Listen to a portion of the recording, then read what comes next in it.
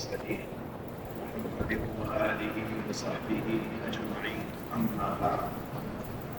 قابل احترام بزرگوں اور بھائیوں، میں اور آپ کی نہیں، دنیا کے جتنے انسان نہیں، کائنات میں جتنی مخلوقات ہیں وہ ساری مخلوقات میں جاندار بھی ہیں، بے جان چیزیں بھی ہیں، آسمان بھی ہے، زمین بھی ہے، پہاڑ بھی ہے، سمندر بھی ہے.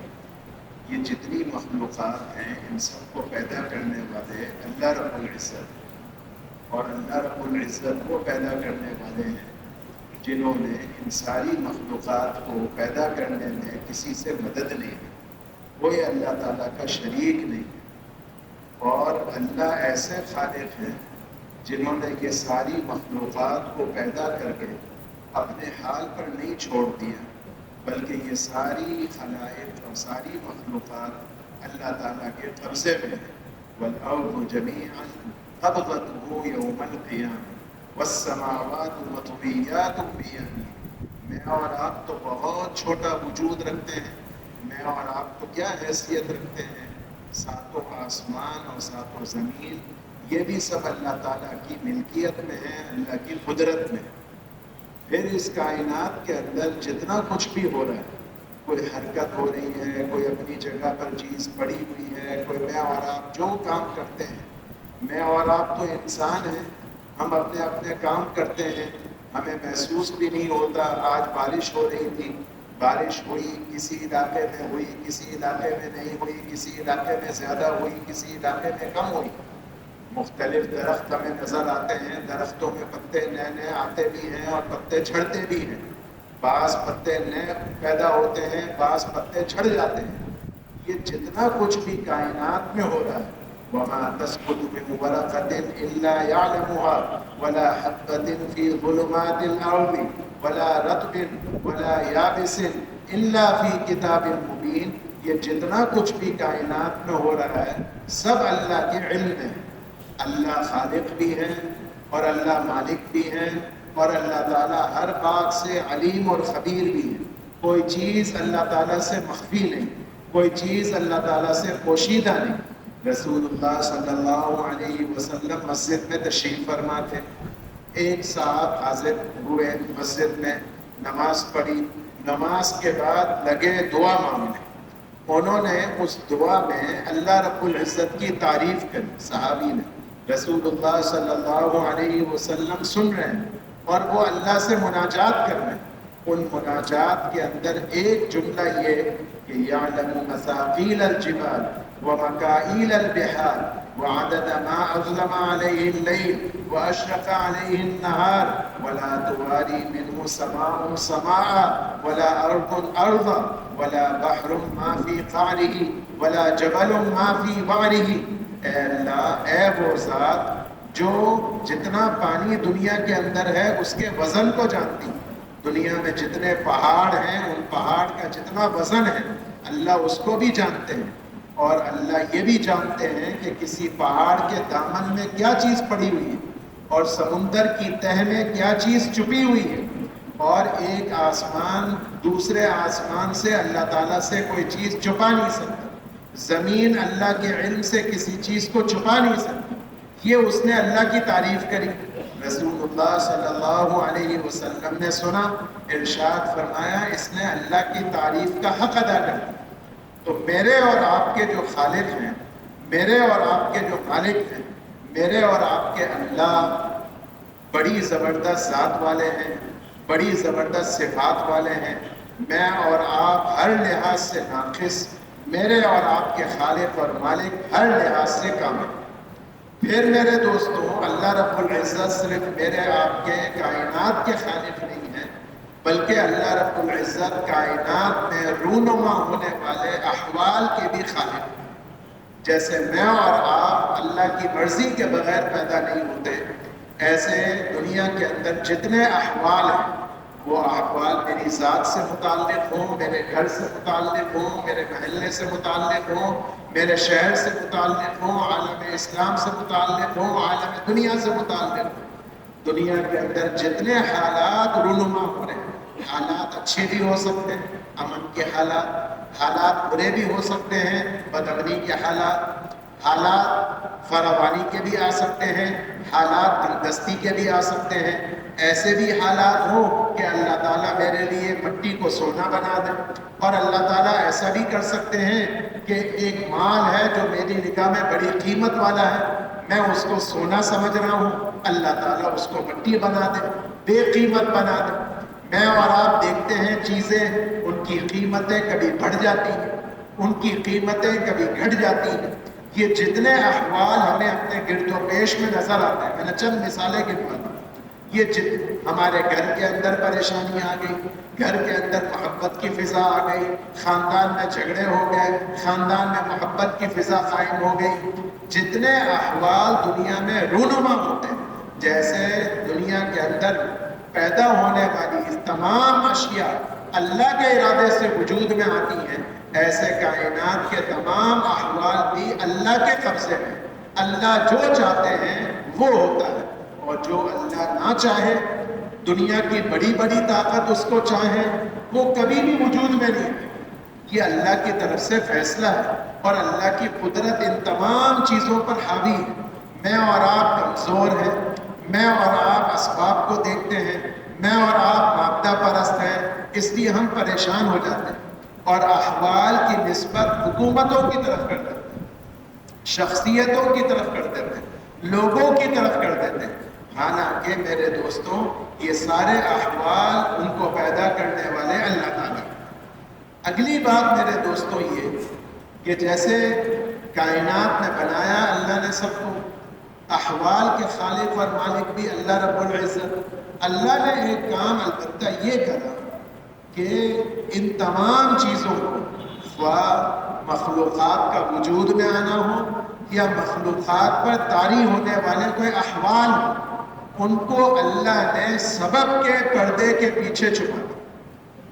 کیا کہتے ہیں؟ دنیا دار الاسباب ہے، اسباب کے پیچھے اللہ نے چیزوں کو چھپا دیا۔ کرنے والے تو سبب نہیں ہیں، کرنے والے کون ہیں میرے دوستوں؟ کرنے والے تو نہیں ہیں مگر میرے اور آپ کے خالق۔ لیکن اللہ نے کیا کرا؟ اللہ نے یہ کرا کہ ان چیزوں کے وجود میں آنے کو اور ان چیزوں پر طاری ہونے والے احوال کو اللہ نے سبب کے ساتھ جوڑا۔ روزی دینے والے اللہ رب العزت ہے، دیں گے اللہ تعالیٰ، لیکن اللہ نے اس کا سبب کیا بنا دیا؟ سبب یہ بنا دیا کہ ہم محنت کرتے ہیں، کوئی نہ کوئی کوشش کرتے ہیں، اس کے نتیجے میں ہو۔ اب میرے دوستوں، دنیا جو اللہ نے دارالاسباب بنائی، تو اسباب بعض وہ ہیں جو ہمیں نظر آتے ہیں، مختلف چیزوں کے حصول، مختلف چیزوں کو پانے کے لیے اسباب ہمیں نظر آتے ہیں، اور ایک سبب دنیا میں اللہ نے بنایا، کس کو؟ دین کو۔ اللہ رب العزت نے میرے اور آپ کے تمام احوال کی درستگی کے لیے، تمام احوال کے اچھے ہونے کے لیے، اللہ نے بالجملہ اسباب کے ایک بڑا سبب کس کو بنایا؟ اللہ تعالیٰ نے دین کو بنایا، اور دین کو اللہ نے ایسا سبب بنایا کہ ہمیں رسول اللہ صلی اللہ علیہ وسلم کے ذریعے یہ پیغام دیا گیا حجۃ الوداع میں کہ الیوم اکملت لکم دینکم واتممت علیکم نعمتی ورضیت لکم الاسلام دینا۔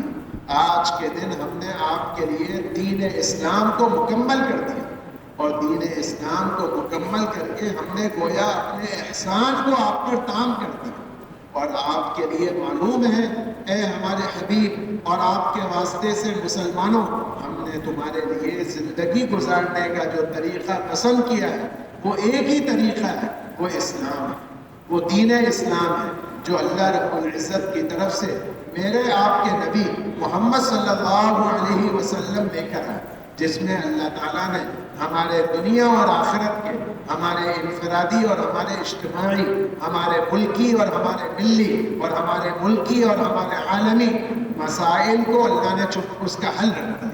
مسلمان دین پر چلیں گے، اور دین وہ جو اللہ رب العزت کی طرف سے رسول اللہ صلی اللہ علیہ وسلم لے کر آئے، جس میں 24 گھنٹے کی زندگی کا طریقہ بتایا، جس میں اللہ رب العزت نے رسول اللہ صلی اللہ علیہ وسلم کے ذریعے تمام شعبۂ زندگی کے لیے طریقہ بتایا، عبادات کا بھی طریقہ بتایا، معاملات کا بھی طریقہ بتایا، رہن سہن کا بھی طریقہ بتایا، لوگوں سے برتاؤ کا بھی طریقہ بتایا۔ یہ جو پورا دین اللہ رب العزت کی طرف سے رسول اللہ صلی اللہ علیہ وسلم لے کر آئے، اس کا نام ہے دین اسلام۔ جو اس دین پر چلے گا اللہ رب العزت اس کی دنیا بھی بنائیں گے، آخرت بھی بنائیں گے، اور جو دین میں کمی کرے گا اس کے بقدر اس کے مسائل کے حل میں کمی ہو۔ یہ اللہ رب العزت کی طرف سے اٹل بات، جیسے میں اور آپ سمجھتے ہیں، ہر بچہ سمجھتا ہے، ہر پڑھا لکھا سمجھتا ہے، ہر سمجھدار آدمی سمجھتا ہے 2 اور 2 4 ہوتے ہیں۔ دنیا کتنی بھی ترقی کر جائے، میں تعلیم میں کتنا بھی آگے بڑھ جاؤں، 2 اور 2 4.5 نہیں ہو سکتے، 3 اور 3 6 ہی رہیں گے، 3 اور 3 7 نہیں بن سکتے کبھی۔ بالکل اسی طرح اللہ نے ہمارے لیے طے کر دیا کہ اے مسلمانوں، تمہارے تمام مسائل کا حل میں نے دین میں رکھا، اور دین میں جتنی کمی ہوگی اللہ رب العزت نے قرآن پاک میں بنی اسرائیل کا ایک جگہ پر قصہ ذکر۔ ایک موقع پر بنی اسرائیل کو اللہ رب العزت نے وقت کے نبی کے ذریعے 3 احکام دیے۔ انہوں نے ان 3 احکام میں سے ایک بات پر عمل کیا، 2 باتوں کو چھوڑ دیا۔ اللہ رب العزت کی طرف سے کیا بات آئی یہ ان کو فرمائی، لیکن چونکہ قرآن پاک میں ہے اس لیے یہ میرے لیے بھی ہے، آپ کے لیے بھی ہے۔ یہ کیا بات ہوئی؟ تم میرے کسی حکم پر تو عمل کرتے ہو اور کسی حکم کو چھوڑ دیتے ہو، یہ کیا بات ہے؟ فَمَا جَزَاءُ مَن يَفْعَلُ ذَلِكَ مِنكُمْ إِلَّا خِزْيٌ فِي الْحَيَاةِ الدُّنْيَا۔ جو مجھے ماننے والا میرے احکام میں سے کسی پر چلے کسی پر نہ چلے، اس کا بدلہ ہمارے ہاں ایک ہی ہے کہ دنیا میں رسوائی مقدر ہو، اور آخرت وَيَوْمَ الْقِيَامَةِ يُرَدُّونَ إِلَىٰ أَشَدِّ الْعَذَابِ، آخرت میں بھی ان کو سخت عذاب میں مبتلا کیا جائے۔ یہ کن سے کہا؟ ماننے والوں سے کہا۔ کن سے کہا؟ اصحاب ایمان سے کہا۔ گویا کیا کہا گیا کہ تمہارے سارے مسائل کا حل کس میں ہے کہ تم پورے دین پر چلنے والے بنو۔ اس پورے دین کو رسول اللہ صلی اللہ علیہ وسلم جب امت کے لیے لے کر آئے تو رسول اللہ صلی اللہ علیہ وسلم نے دین کے احکام بعد میں پہنچائے۔ اس سے پہلے رسول اللہ صلی اللہ علیہ وسلم نے صحابہ کے دل کی زمین ہموار اور صحابہ کے دل پر محنت فرمائی، جس کو ہمارے ہاں کہا جاتا ہے ایمان پر محنت فرمائی۔ ایمان پر محنت کرنے کا کیا مطلب؟ دل پر محنت فرمائی۔ اس لیے میں اور آپ کبھی غور کریں، حضرت عمر رضی اللہ عنہ جیسے صحابی ہیں، اور بعض کتابوں میں یہ جملہ عبداللہ ابن عمر کے بارے میں منقول ہے۔ حضرت عمر رضی اللہ عنہ میں اور آپ جانتے ہیں کتنے بڑے آدمی ہیں۔ میں اور آپ تھوڑا سا دین میں آگے بڑھ جائیں تو ہم ترجمہ قرآن پڑھ کے سمجھتے ہیں میں نے ترجمہ پڑھ لیا۔ یہ عمر رضی اللہ عنہ کیا فرماتے ہیں کہ میں نے سورہ بقرہ 12 سال میں سیکھی۔ 12 سال میں کیا سیکھی عمر رضی اللہ عنہ جیسے آدمی نے؟ جلیل القدر ہیں، صاحب زبان بھی ہیں، عربی بھی جانتے ہیں۔ انہوں نے پورا قرآن نہیں، پورے قرآن کی 2.25 پارے سے زیادہ سورت اس کے سیکھنے میں 12 سال لگا۔ وہ کیا بات ہے؟ وہ بات ہے جو صحابہ رضی اللہ عنہم کہا کرتے تھے تعلمنا الایمان ثم تعلمنا القرآن۔ ہم نے پہلے ایمان کو سیکھا، اس کے بعد قرآن کے سیکھنے میں لگے۔ جب ہم اس ترتیب پر چلے کہ پہلے ایمان کو سیکھا پھر قرآن کو سیکھا، فازددنا به ایمانا وعلما، پھر ایمان سیکھنے کے بعد جب دین سیکھنے میں لگے تو اس کا نتیجہ یہ ہوا کہ ایک ایک آیت ہم سیکھتے چلے جاتے تھے اور اس کی بدولت ہمارے ایمان میں اضافہ ہوتا چلا جاتا۔ اور صحابہ یہ بھی کہا کرتے تھے کہ رسول اللہ صلی اللہ علیہ وسلم نے ہم پر ایسی محنت فرمائی گویا ایمان کے مضامین ہمارے دلوں کے اندر پیوست گئے، دل کے اندر رچ بس گئے۔ جیسے ہم دیکھتے ہیں زمیندار محنت کرتا ہے اور محنت کرنے کی ابتدا اس سے ہوتی ہے کہ زمین کے اندر بیج بوتا ہے۔ بیج بونے کے بعد کیا ہوتا ہے؟ جو اس نے بیج اپنے ہاتھ میں تھا وہ تو ضائع ہو گیا، بظاہر ختم ہو گیا، نظر بھی نہیں آ رہا، زمین کے اندر چلا گیا۔ ایسے ایمان کا بیج رسول اللہ صلی اللہ علیہ وسلم نے محنت فرما کر صحابہ رضی اللہ عنہم کے دلوں کے اندر اس کو جاگزی کر. وہ ایمان کی محنت کیا تھی؟ ایمان پر محنت کرنے کے مطلب 3 باتوں پر رسول اللہ صلی اللہ علیہ وسلم نے محنت فرمائی. آج مجھے اور آپ کو بھی کہا جاتا ہے ایمان پر محنت کریں. ایمان پر محنت کرنے کے لیے مجھے اور آپ کو دعوت دینے کو کہا جاتا ہے, انفرادی دعوت دینے کو کہا جاتا ہے, ایمان کے بول بولنے کو کہا جاتا ہے.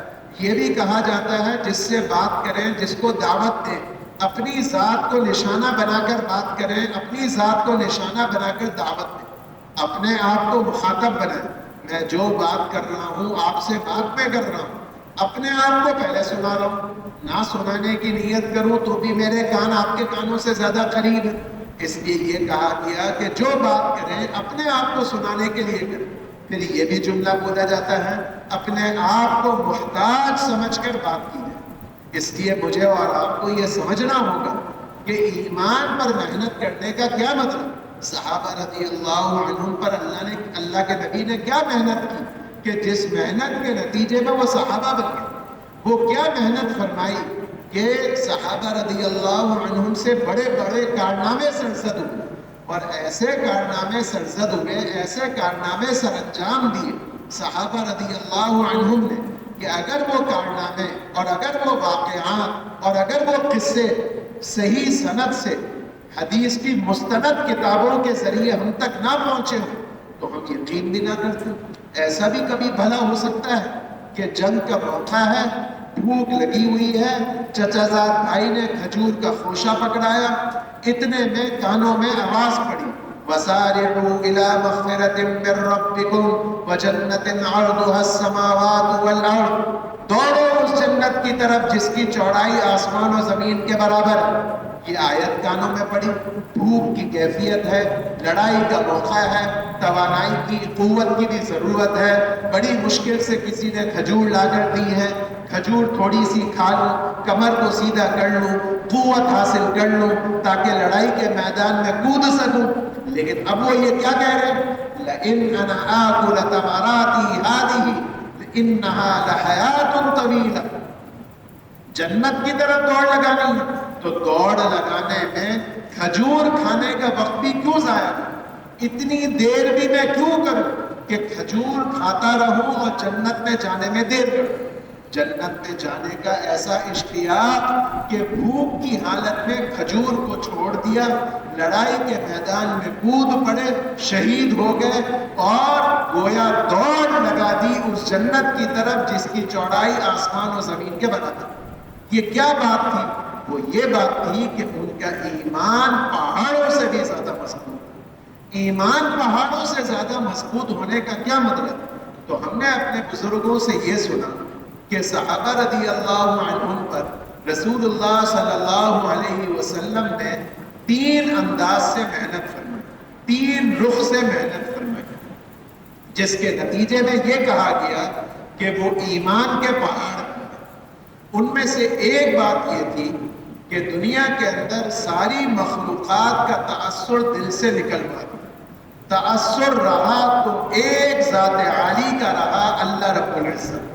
بس اللہ سے ہوتا ہے, اللہ کے ارادے سے ہوتا ہے.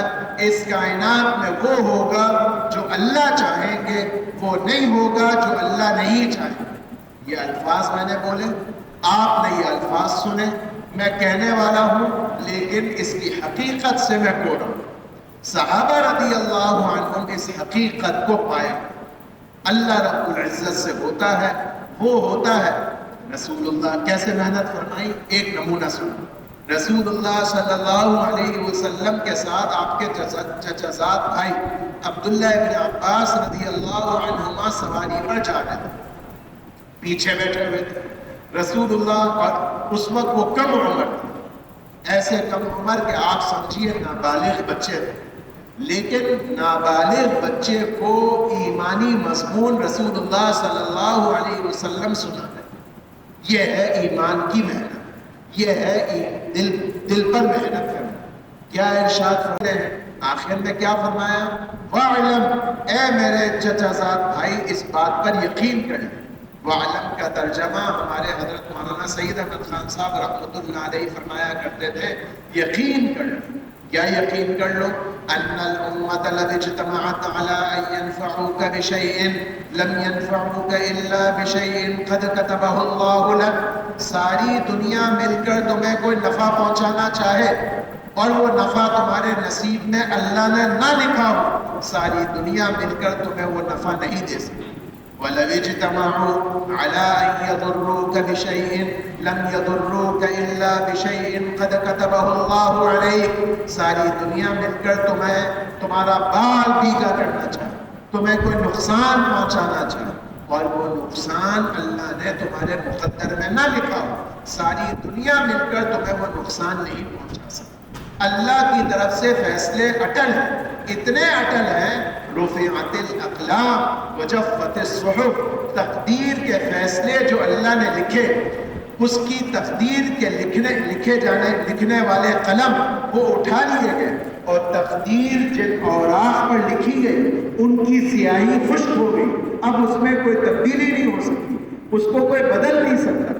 اللہ نے جو فیصلہ فرما دیا، لا مبدل لکلمات اللہ لا معقب لحکمہ لا تبدیل لکلمات اللہ، اللہ کے فیصلے کو کوئی بدل نہیں سکتا۔ ایمان پر محنت کرنے کا ایک رخ یہ اختیار فرمایا، دوسرا رخ ایمان پر محنت کرنے کا کیا اختیار فرمایا؟ ساری دنیا کے اندر یہ فضا بنی ہوئی جس میں میں بھی مبتلا ہوں، ہم سب اس میں لگے ہوئے ہیں کہ چیزیں، مال جتنا زیادہ ہوگا میرے مسائل حل ہوں، یہی ہم سب سمجھ رہے ہیں۔ وہاں کیا ذہن بنایا گیا؟ وہاں ذہن یہ بنایا گیا کہ جتنا عمل مضبوط ہوگا، عمل کے ذریعے تمہارے مسائل حل۔ تمہاری نظر یہ کہتی ہے کہ تمہارا مسئلہ مال اور چیزوں سے حل ہوگا، نہیں، تمہارے مسائل وسائل سے حل نہیں ہوں گے، تمہارے مسائل اعمال کی طاقت سے حل۔ سادہ سا جملہ ہے، لیکن ایسی فضا بنائی اور ایسا رخ قائم کیا صحابہ رضی اللہ عنہم کا، کیا مرد، کیا عورتیں، کیا بوڑھے، کیا بچے، ہر موقع پر ہم تو بیان کرتے ہوئے یہ مضمون میں بیان کرتا ہوں، اور جب عملی موقع آئے گا تو میں عمل کو ایک طرف رکھ دوں گا اور میری نگاہ، میری توجہ جائے گی کس کی طرف؟ مال کی طرف، چیز کی طرف، سبب کی طرف۔ وہاں کیا تھا؟ بیان پر اکتفا نہیں، حقیقت ان کو ملے گی۔ اب آپ اندازہ لگائیے، معروف بات ہے، میں اور آپ یہ قصہ بھی جانتے ہیں، اور میں اور آپ اس قصے میں جو عمل بتایا گیا اس پر عمل بھی کر رہے ہوتے ہیں، لیکن ہم کبھی غور کریں کہ کیسی بات ارشاد فرمائی۔ رسول اللہ صلی اللہ علیہ وسلم کی لاڈلی بیٹی فاطمہ رضی اللہ عنہ امور خانہ داری سے بیچاری تھوڑی سی پریشان ہونے لگی۔ اس پریشانی میں علی رضی اللہ عنہ اپنے شوہر کے مشورے سے رسول اللہ صلی اللہ علیہ وسلم کی خدمت میں حاضر ہوئی، ایک خادم اور غلام کے تقاضے کو لے کر۔ جب حاضر خدمت ہوئی تو رسول اللہ صلی اللہ علیہ وسلم کے پاس کچھ مجمع تھا، اس مجمع کو دیکھ کر شرما گئی، بات نہیں کر سکی، واپس ہو گئی۔ البتہ واپس ہوتے ہوتے اماں جان عائشہ رضی اللہ عنہا کو اپنا مدعا پیش کر دیا، میں ابا جان کے پاس آئی تھی اس کام کے لیے، لیکن ابا جان تو مصروف ہیں صحابہ کے ساتھ، آپ میرا پیغام دے دیجئے گا کہ میں حاضر ہوئی۔ جب اللہ کے رسول صلی اللہ علیہ وسلم فارغ ہوئے، گھر تشریف لائے، عائشہ رضی اللہ عنہا نے بیٹی کی کارگزاری سنائی تو رسول اللہ صلی اللہ علیہ وسلم بیٹی کے گھر آ گئے اور حضرت علی اور حضرت فاطمہ رضی اللہ عنہم کے قریب بیٹھ گئے، بہت قریب بیٹھ گئے۔ کیسے آئی تھی بیٹیا؟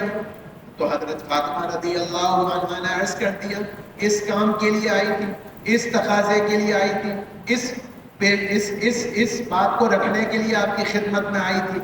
اے بیٹی، تم کہو تو تمہارے کاموں میں معاونت اور آسانی کے لیے میں تمہیں خادم فراہم کر دوں، لیکن میں تمہیں خادم سے بہتر چیز نہ بتاؤں۔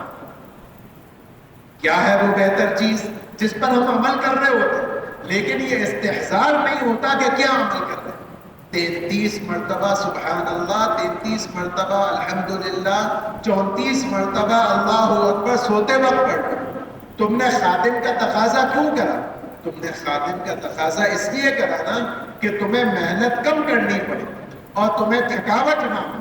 تھکاوٹ کو دور کرنے کے لیے اور اپنے کو مشقت سے بچانے کے لیے تم نے خادم کا تقاضا کیا۔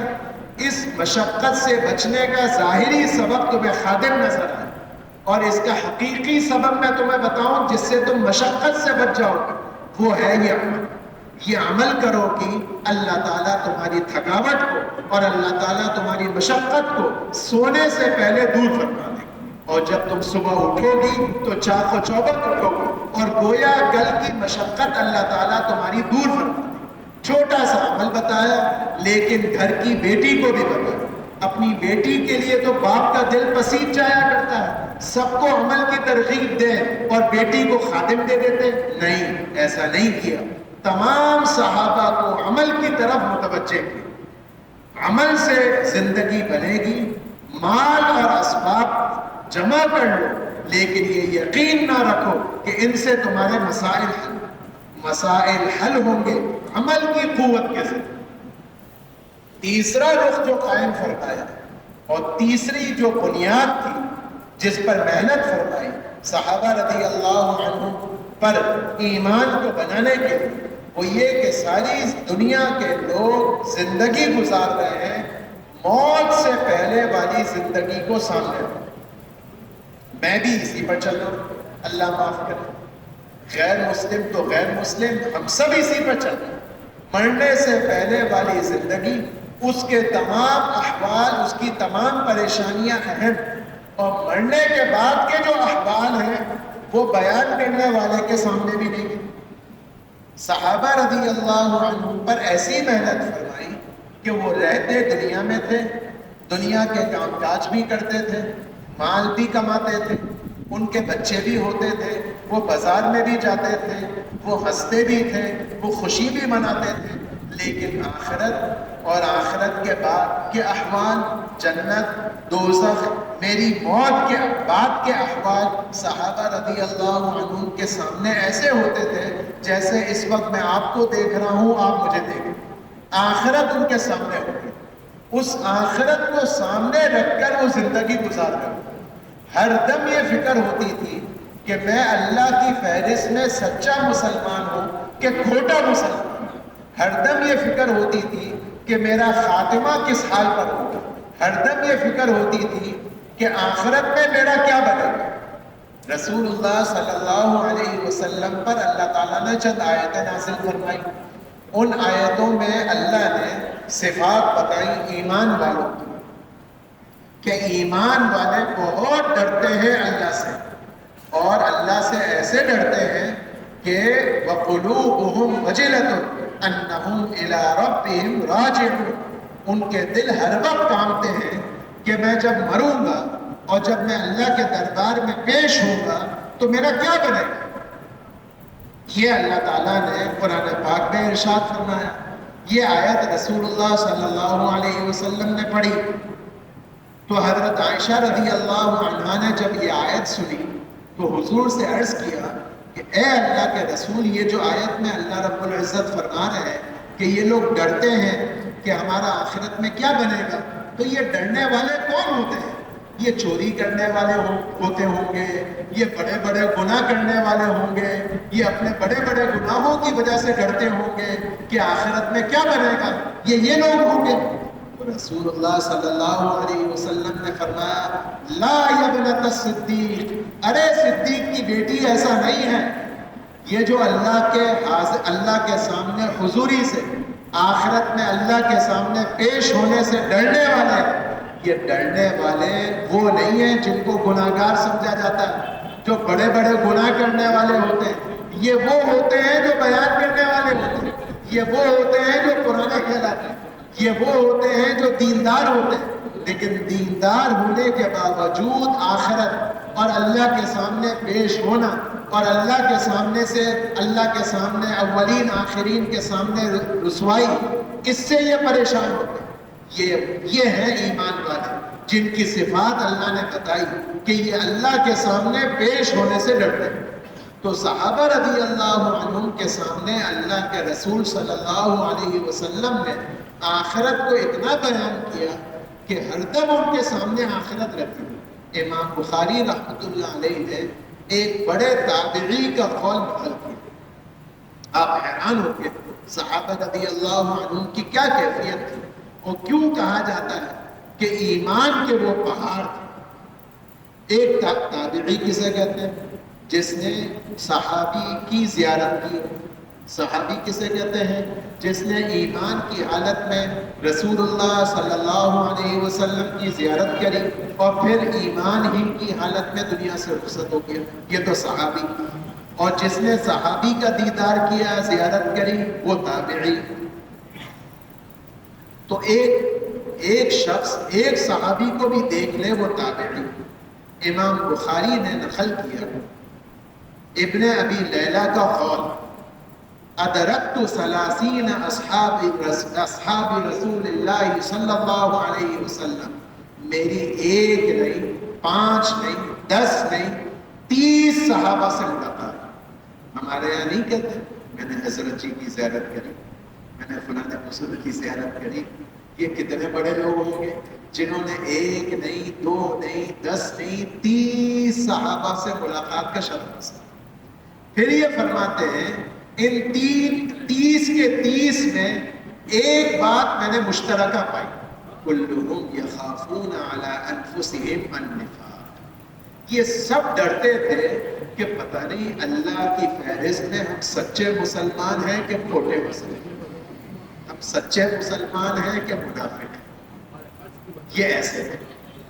تو صحابہ رضی اللہ عنہم کے ایمان پر رسول اللہ صلی اللہ علیہ وسلم نے محنت کی. اور وہ ایمان پر محنت کرنے کا مطلب یہ 3 بنیادوں پر اور ان 3 رخوں پر محنت کرنا ہمارے بزرگوں نے کہا. اس کا نتیجہ یہ نکلا کہ صحابہ رضی اللہ عنہم پورے دین پر چلنے والے تھے. اور جب پورے دین پر چلنے والے تھے تو اللہ کی طرف سے ان کو دین کی پوری برکتیں ملی، ساری رحمتیں ملی. اور بہت تھوڑے عرصے میں پوری دنیا اللہ نے ان کے قدموں میں ڈال دی. اس کی بنیاد معیشت کی مضبوطی نہیں تھی، اس کی بنیاد حکومت نہیں تھی. اس کی صرف ایک ہی بنیاد تھی کہ صحابہ رضی اللہ عنہم کا دین کامل. اور دین کے کمال کی بنیاد ایک ہی تھی کہ ان کا ایمان کامل. اللہ نے فضل فرمایا میرے دوستوں، اللہ نے ہمیں اس زمانے میں تبلیغی کام کے ساتھ جوڑا. تبلیغی کام کے ذریعے ہمیں کیا کہا جا رہا ہے؟ ہمیں یہ کہا جا رہا ہے کہ دعوت کے تقاضوں پر چلتے ہوئے اپنے اوپر محنت کریں. دعوت کے جتنے تقاضے ہیں ان سارے تقاضوں کے ذریعے دوسروں پر محنت کرنے کا ہدف بعد میں ہے.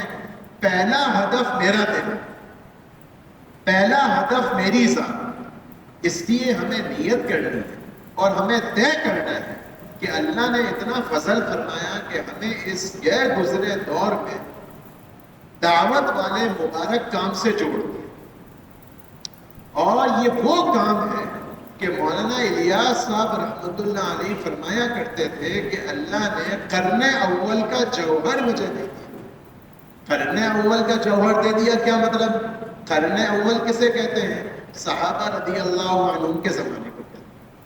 جس محنت کے ذریعے، محنت کی جس بنیاد کے ذریعے صحابہ رضی اللہ عنہم کی جماعت صحابہ بنی اور اللہ نے ساری دنیا کے اندر اسلام کا بول بالا کیا، جس محنت اور جس بنیاد کے ذریعے یہ سب کچھ ہوا، وہ محنت اللہ تعالیٰ نے مجھے دے دی. مولانا الیاس صاحب رحمۃ اللہ علیہ فرماتے تھے بڑے آدمی ہیں اس لیے ان کی بات نقل کرنے میں میری بات ہو تو کرنے میں تردد ہو. وہ فرما رہے ہیں، فرماتے تھے کہ قرن اول کا جوہر اللہ نے مجھے دے دیا. یہ بھی فرماتے تھے میں اس تبلیغی کام کو کار نبوت خیال کرتا ہوں. یعنی میرا یہ خیال ہے کہ یہ وہی محنت ہے جس محنت کے ساتھ اللہ نے انبیاء علیہ السلام کو بھیجا. یہ اتنے بڑے آدمی کا ملفوظ ہے. اب اللہ نے کتنا کرم کر دیا کہ مجھے اور آپ کو مجسم گناہ ہونے کے باوجود اللہ نے اس کام سے ہمیں منسلک کر دیا. یہاں جتنے ساتھی اس وقت بیٹھے ہیں سب اللہ کے فضل سے گناہ.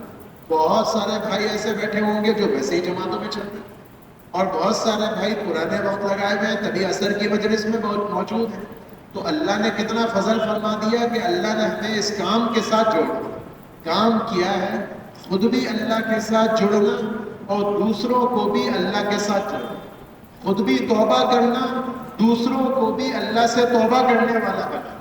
آپ اندازہ لگائیے کہ یہ توبہ کا عمل وہ عمل ہے. اللہ کی طرف پلٹنا. راستہ آدمی کبھی گاڑی میں غلط کر جاتا ہے اور کسی سے پوچھتا ہے بھائی مجھے یہاں جانا تھا، یہ سڑک اسی طرف جا رہی ہے نا؟ تو وہ بتاتا ہے نہیں آپ تو غلط رخ پر جا رہے ہیں، آگے کٹ آ رہا ہے وہاں سے گاڑی گھما. اس کی سمجھداری یہ ہوگی کہ اس کی بات مان لے اور اگلے کٹ سے گاڑی گھمائے تو یہ اپنی منزل پر پہنچے. اور اگر یہ گاڑی نہیں گھمائے گا اور چلتا چلا جائے گا تو جتنا آگے بڑھے گا اپنی منزل سے دور ہوتا ہے. توبہ اسی کا نام، پلٹنے کا نام. غلط چلتے رہے. اللہ رب العزت اتنے کریم ہیں کہ کسی کو اللہ کوستے نہیں. میں آپ کو کوسوں گا، آپ مجھے ڈانٹ لیں گے، باپ بیٹے کو ڈانٹے گا، استاذ طالب علم کو ڈانٹے گا. اللہ رب العزت اتنے کریم ہیں اور اتنے مہربان ہیں کہ کوئی اللہ سے معافی مانگے اور اللہ تعالیٰ سے کہے اے اللہ میں نے ساری زندگی تجھے ناراض کیا، ساری زندگی غلط اور کالے کام کیے، لیکن اے اللہ میں اب نیت کرتا ہوں کہ میں اپنے کو بدلوں گا. بس اللہ رب العزت خوش ہو جاتے ہیں. کتنے خوش ہو جاتے ہیں اور کیا کرتے ہیں؟ کرتے تو یہ ہیں کہ اس نامہ اعمال سے جتنے میں نے غلط کام کیے اس کو مٹا دیں. فرشتوں نے میرے برے اعمال کو محفوظ کیا ہوا تھا، وہاں مٹا دیا جاتا.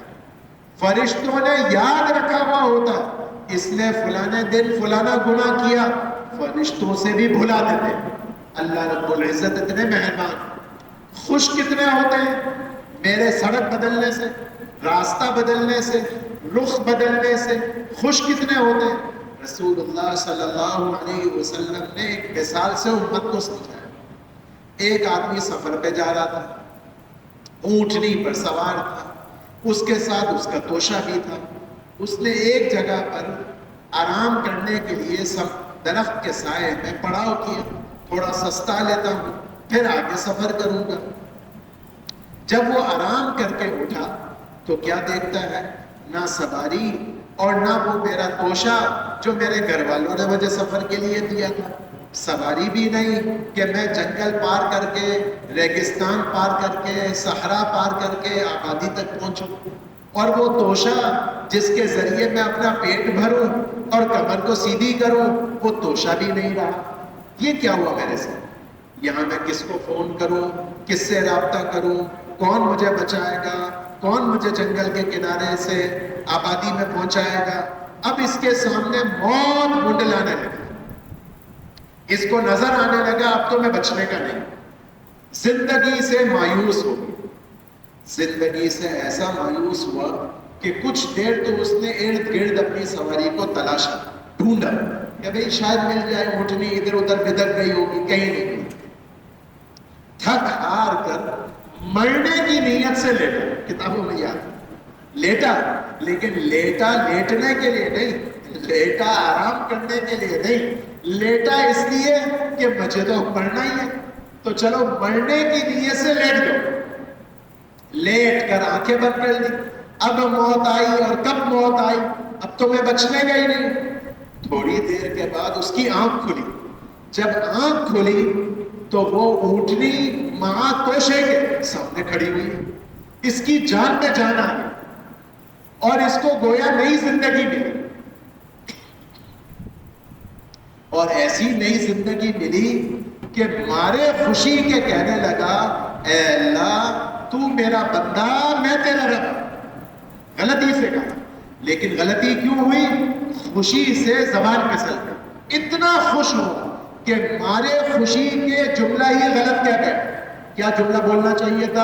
اے اللہ تو میرا رب اور میں تیرا بندہ، تو نے مجھے نئی زندگی دے دی، میری اونٹنی واپس کر دی، توشہ واپس کر دیا. کہنا تو یہ چاہ رہا تھا. خوشی کے مارے زبان سے کیا نکلا؟ تو میرا بندہ، میں تیرا خدا. یہ کیوں بولا؟ کفر کا جملہ نہیں ہے، غلطی سے بولا اور مارے خوشی کے بولا.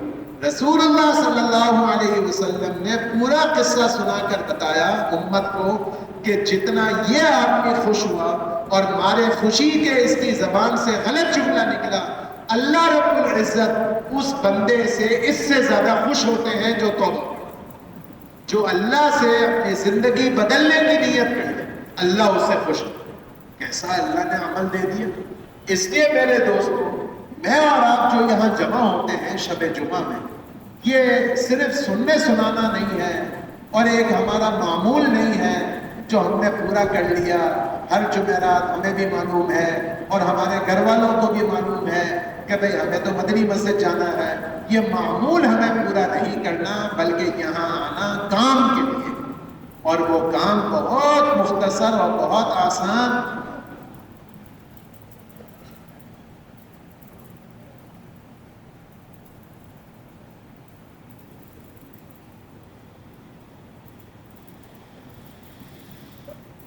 وہ کام بہت آسان، توبہ کرنی بھی ہے اور توبہ کرانی بھی ہے. کیوں بھائی کیا کام ہے؟ توبہ کرنی بھی ہے اور توبہ کرانی بھی ہے. توبہ کس سے کرنی ہے میرے دوستوں؟ اپنی زندگی کو بدلنا ہے. اب تک ہم نے اللہ کو ناراض کیا، دین کو سامنے نہیں رکھا، دنیا کو سامنے رکھا، خواہشات کو سامنے رکھا. خواہشات کو پوری کرنے کی بنیاد پر ہم نے زندگی کی ترتیب بنائی. اللہ کو خوش کرنے کی بنیاد پر زندگی کی ترتیب نہیں بنائی.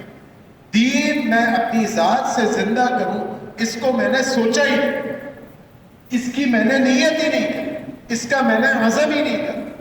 ہوتا ہی تو ہو جاتا ہے، لیکن آدمی نیت تو کرے کہ میں دین پر چلوں، اور وہ دین جو اللہ رب العزت کی طرف سے میرے نبی محمد صلی اللہ علیہ وسلم لے کر آئے، جو پورا دین، اس پورے دین پر میں چلوں گا، اور اس میں جو کوتاہی ہوئی اس پر میں اللہ سے معافی مانگوں گا. ایک توبہ تو اس سے کریں گے بھائی، اس سے توبہ.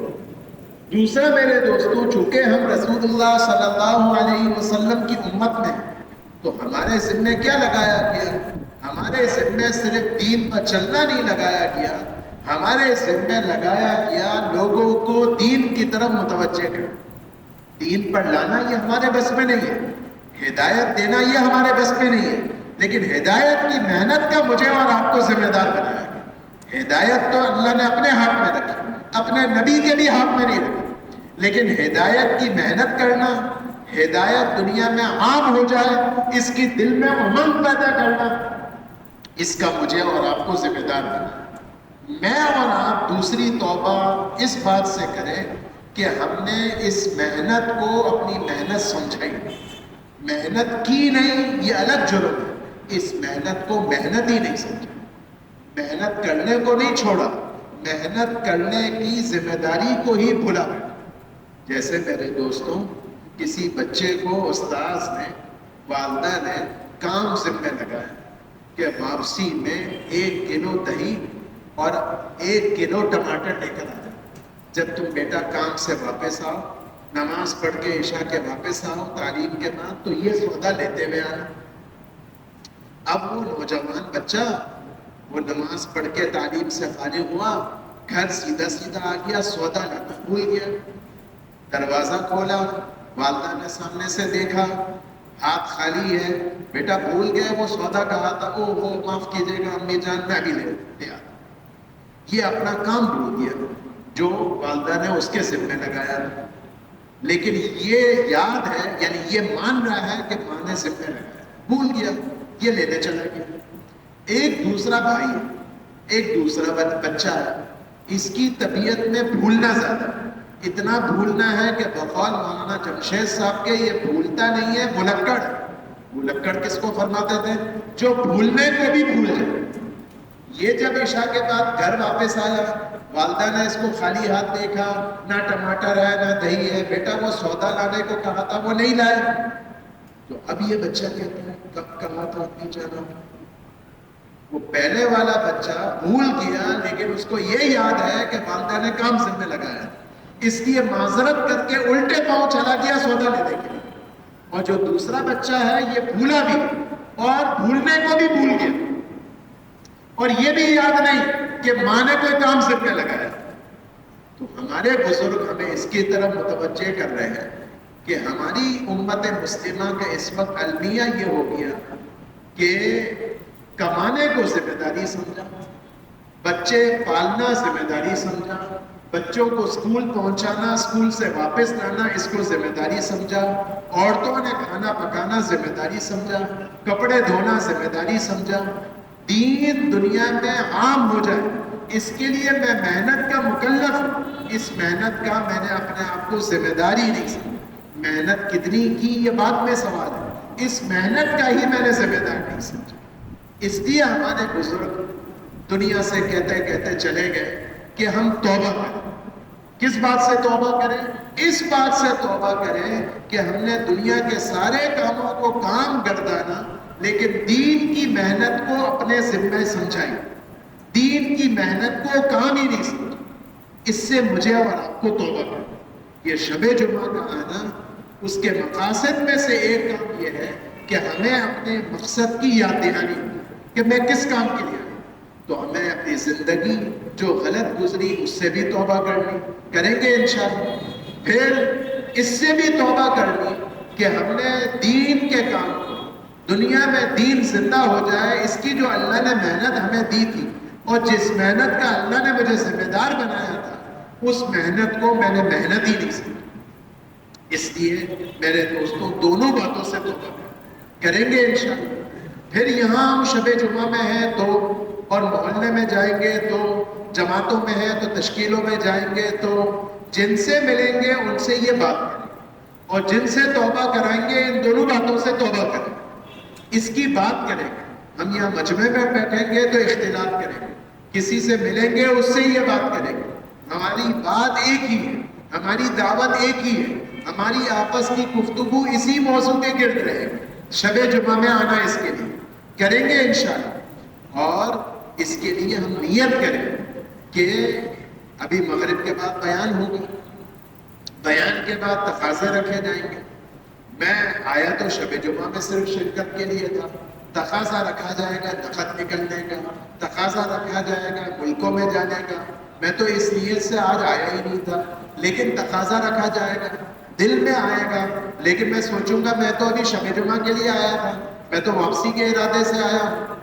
اب جو نقد اللہ کی بنیاد پر اور اللہ کے خزانوں کو سچا جانتے ہوئے اور اللہ کے خزانوں پر ایمان رکھتے ہوئے جو تقاضوں پر چلے گا، اللہ تعالیٰ کی مدد کو سر کی آنکھوں سے دیکھیں۔ ہاں، اللہ تعالیٰ کے ناموں میں سے ایک نام میرے دوستوں کیا ہے؟ شکور۔ کیا نام ہے؟ شکور کا معنی کیا ہے؟ قدردان۔ اللہ بڑے قدردان، جو اللہ کے نام پر، اللہ کے دین کے تقاضے پر، اللہ کے بھروسے پر جو آگے بڑھے گا، اللہ کی مدد کو اپنی آنکھوں سے دیکھے۔ بدر کی لڑائی میں کیا ہوا؟ بدر کے شرکاء کے ساتھ کیوں اتنے فضائل بیان کیے؟ کیا ارشاد فرمایا رسول اللہ صلی اللہ علیہ وسلم نے؟ لعل اللہ اطلع علی اہل بدر، اللہ تعالیٰ بدر والوں کی طرف ایسے متوجہ ہوئے کہ یہ فرمایا اعملوا ما شئتم، آج کے بعد تم جو بھی کرو جنتی ہونا تمہارا طے۔ یہ بدر والوں کے لیے، بدر والوں کے لیے کیوں یہ فضیلت آئی؟ اس کی وجوہات میں سے ایک وجہ یہ ہے کہ بدر میں جانے والے بدر کی لڑائی لڑنے کے لیے نہیں آئے، وہ تو فجر کی نماز رسول اللہ صلی اللہ علیہ وسلم کے پیچھے پڑھنے کے لیے آئے، اور رسول اللہ صلی اللہ علیہ وسلم نے تقاضا رکھا کہ ابو سفیان کے قافلے کو روکنے کے لیے جانا ہے، کون کون تیار ہے میرے ساتھ بغیر گھر جائے؟ اور کون کون تیار ہے اس کو بھی نہیں دیکھے گا کہ میری سواری چراگاہ گئی ہوئی ہے اور میری تلوار گھر میں ہے اور میرا سامان جنگ تو گھر میں ہے اور میری بکریاں تو وہاں چل رہی ہیں. کوئی یہ بھی نہیں سوچے گا ابھی میرے ساتھ کون کون چلے. جو اس وقت چلنے والے بنے ان کے بارے نہارے, ان کے لیے درجات. تو اللہ تعالیٰ میرے دوستوں بڑے قدردان ہیں. ہم اللہ کے نام پر اور اللہ کے بھروسے پر اللہ کے دین کے تقاضے پر لبیک کہیں گے, اللہ تعالیٰ کی مدد کو اپنی سر کی آنکھوں سے دیکھیں. شیطان کا تو کام ہی میرے دوستوں کیا ہے؟ الشیطان یعدکم الفقر ویأمرکم بالفحشاء. شیطان تمہیں ڈرائے گا. ایسے کیسے؟ تم اچانک چلے جاؤ گے, پھر ان سارے کاموں کا کیا ہوگا؟ تمہاری دکان کا کیا ہوگا؟ تمہاری نوکری کا کیا ہوگا؟ تمہاری دنیا کا کیا ہوگا؟ اس کے جواب میں اللہ کیا کہتے ہیں؟ واللہ یعدکم مغفرۃ منہ وفضلا. میں اللہ تم سے وعدہ کرتا ہوں کہ میں تمہارے گناہ بھی بخش دوں گا اور میں اللہ تمہارے اوپر فضل کے دہانے کھول دوں. اللہ تعالیٰ نے فضل کے دہانے کھول دیے میرے دوستوں, کیا بچے گا؟ واللہ واسع علیم. میں اللہ تنگ نہیں ہوں, میں اللہ اس کے پاس وَإِن مِّن شَيْءٍ إِلَّا عِندَنَا خَزَائِنُهُ, میرے پاس ہر چیز کے خزانے ہیں. تم ایک دفعہ میری ذات عالی پر بھروسہ کر کے دیکھو, پھر دیکھو میں تمہاری کیسی مدد. تو اللہ کی مدد میرے دوستوں آیا جاتا. بس ہم کیا سمجھتے ہیں, ہم سے غلطی کیا ہوتی ہے؟ ہم اللہ سے الٹ معاملہ کرتے ہیں. اے اللہ یہ مسئلہ حل کر دے تو پھر میں 4 مہینے لگا لوں گا. یہ مسئلہ اے اللہ تو حل کر دے تو میں ملکوں میں جانے کے لیے تیار ہوں. اور اللہ رب العزت کی طرف سے حدیث قدسی ہے, رسول اللہ صلی اللہ علیہ وسلم فرماتے ہیں کہ اللہ رب العزت یہ فرماتے ہیں انا عند ظن عبدی بی, میں اپنے بندے کے ساتھ ویسا معاملہ کروں گا جیسا بندہ میرے ساتھ گمان کرے گا. میں اللہ کے ساتھ گمان کرتا ہوں, میں اللہ کے راستے میں جاؤں گا, اللہ مجھے, میرے بیوی بچوں کو, میرے اسباب روزی کو اللہ ضائع نہیں کریں گے. میں اللہ کے ساتھ یہ گمان کروں اور اللہ میری مدد کرے گا.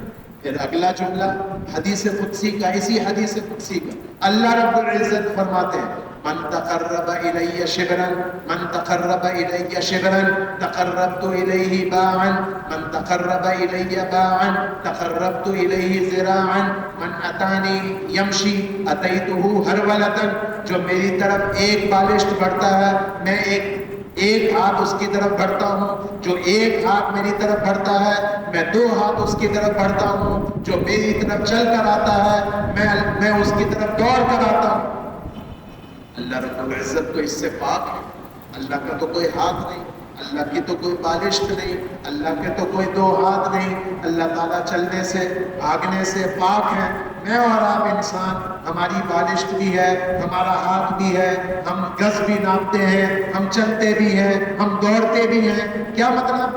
مطلب یہ ہے کہ تم پہل کرو, پھر دیکھنا جتنی تم نے مجھ سے امید باندھی میری رحمت تمہیں میری اپنی آغوش میں لے لوں گا اس سے زیادہ جتنی تم نے امید کی. بس اللہ پر بھروسہ کرنے کی بات. اس لیے میرے دوستوں ابھی مغرب کی نماز میں کچھ دیر ہے, ہم آپس میں اختلاط بھی کریں, ہم آپس میں دعوت بھی دیں, ہم غروب سے پہلے دعا میں بھی اپنے آپ کو لگائیں. مغرب کے بعد جب بیان ہوگا تو بیان میں یکسوئی سے بیٹھیں, پھر جب تقاضے چلیں گے تو تقاضوں پر لبیک کہیں, لیکن لبیک کہیں اپنے اسباب کو اور اپنے حالات کو سامنے رکھتے ہوئے نہیں, اللہ رب العزت کے خزانوں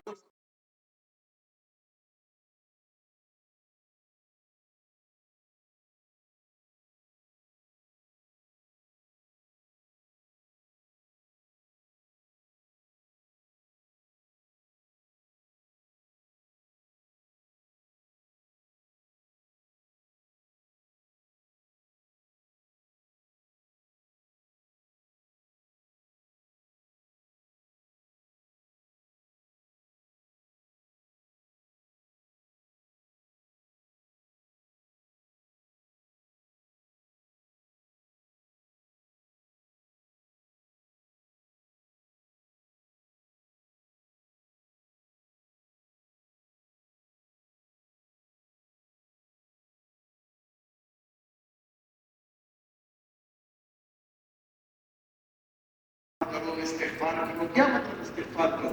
اس سے استغفار کرو کہ ہم نے دین کے کام کو کیا نہیں، یہ تو جدا بات، دین کے کام کو کام ہی نہیں سمجھا. یہ بہت بڑا دکھڑا تھا، ظلم. اس پر ہم اللہ تعالیٰ سے معافی مانگے بھی اور تمام ملنے ملانے والوں سے معافی مانگوائیں. کریں گے انشاءاللہ. اللہ تعالیٰ ہم سب کو عمل کی توفیق نصیب فرمائے. وصلی اللہ وسلم علی سیدنا وعلی آلہ وصحبہ اجمعین.